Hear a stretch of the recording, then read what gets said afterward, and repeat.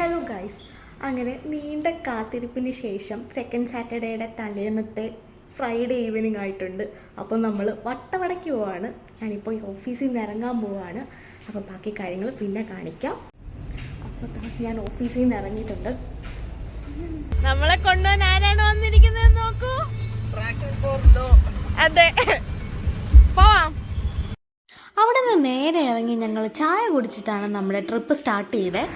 തൊടുപുഴയൊക്കെ കഴിഞ്ഞപ്പം പിന്നെ ഞങ്ങൾക്ക് ചായ കുടിക്കണമെന്ന് തോന്നി. അപ്പോൾ കോഫി കട്ട് എന്ന് പറഞ്ഞിട്ടൊരു കടയിൽ നമ്മൾ കയറിയേക്കുവാണ്.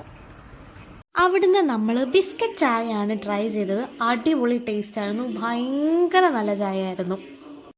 നേരമംഗലമൊക്കെ അടുക്കാറായപ്പോൾ നമ്മൾ ഫുഡ് കഴിക്കാൻ വേണ്ടി നിർത്തിയിട്ടുണ്ടായിരുന്നു. ഇത് കണ്ടോ, നമ്മുടെ വണ്ടിയുടെ പുറകിൽ ഒരു വീട്ടിലേക്കുള്ള എല്ലാ സാധനങ്ങളും ഉണ്ട്.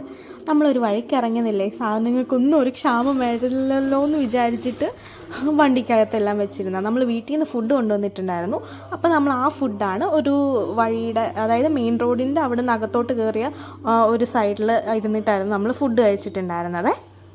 ഞങ്ങൾ ഇവിടെ നിന്നിട്ടാണ് ഫുഡ് കഴിച്ചത്. ഒരു കൈതത്തോട്ടത്തിൻ്റെ സൈഡിൽ. നല്ല ഇരുട്ടായിരുന്നു, പിന്നെ റിംഗ് ലൈറ്റ് ഉള്ളത് കൊണ്ട് സീനില്ലായിരുന്നു.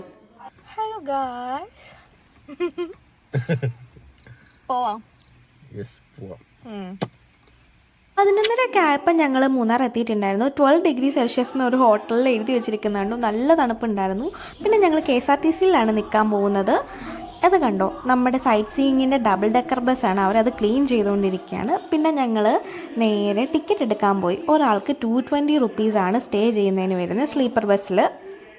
ബസ്സിനകത്തോട്ട് ആദ്യം കയറിയപ്പോൾ നമ്മൾ കണ്ടത് ടേബിൾ പോലെ സെറ്റ് ചെയ്തേക്കുന്നതാണ്. ഈ ബസ് രണ്ടായിട്ട് ഡിവൈഡ് ചെയ്തിട്ടുണ്ട്. അതിൻ്റെ നടുക്കാണ് ഈ ടേബിൾ വരുന്നത്. ഒരു സൈഡിൽ 8 ബെർത്തുണ്ട്, അപ്പുറത്തെ സൈഡിലും സെയിം ആണെന്ന് തോന്നുന്നു. ഞാൻ ആ സൈഡ് കയറി നോക്കിയിട്ടില്ല. ഇങ്ങനെയാണ് ഇതിൻ്റെ അകം വരുന്നത്. നമുക്കാണെങ്കിൽ ഇവർ പില്ലോയും അതേപോലെ തന്നെ ബ്ലാങ്കറ്റും പ്രൊവൈഡ് ചെയ്യും. ഞങ്ങൾ വേറെ കൊണ്ടുപോയിട്ടുണ്ടായിരുന്നു. ഇതെല്ലാം കൂടെ ചേർത്തിട്ടാണ് 220 റുപ്പീസ് വരുന്നത് കേട്ടോ.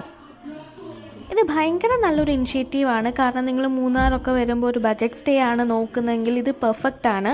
അതേപോലെ തന്നെ അധികം പൈസയൊന്നുമില്ല, 220 രൂപ കൊടുത്താൽ മതി. പിന്നെ നമ്മളൊരു നൈറ്റിലേക്കൊക്കെ സ്റ്റേ ചെയ്യുന്നെങ്കിൽ ഇത് തന്നെയാണ് ഏറ്റവും നല്ല ഓപ്ഷൻ. പിന്നെ നിങ്ങൾ പോകുമ്പം തണുപ്പുള്ള സമയമാണെങ്കിൽ ഒരു ബ്ലാങ്കറ്റ് കൂടെ കരുതുന്നത് നല്ലതായിരിക്കും. കാരണം നല്ല തണുപ്പാണ്. ഞങ്ങൾക്ക് നല്ല ബുദ്ധിമുട്ടുണ്ടായിരുന്നു തണുത്തിട്ട്. ഞാൻ സ്വെറ്ററൊക്കെ ഇട്ടിട്ടാണ് കിടന്നത്. പിന്നെ ബ്ലാങ്കറ്റൊക്കെ വിരിച്ച് നമ്മൾ കൊണ്ടുപോയത് പുതച്ചു. എന്നാലും നല്ല തണുപ്പുണ്ടായിരുന്നു. അപ്പോൾ നിങ്ങളും കൂടെ എക്സ്ട്രാ ഒരു ബ്ലാങ്കറ്റ് എടുക്കുന്നത് ബെറ്റർ ആയിട്ട് തോന്നി. പിന്നെ ഞങ്ങൾ കിടന്നു. ബാക്കി അടുത്ത വീഡിയോയിൽ പറയാവേ. ബായ്.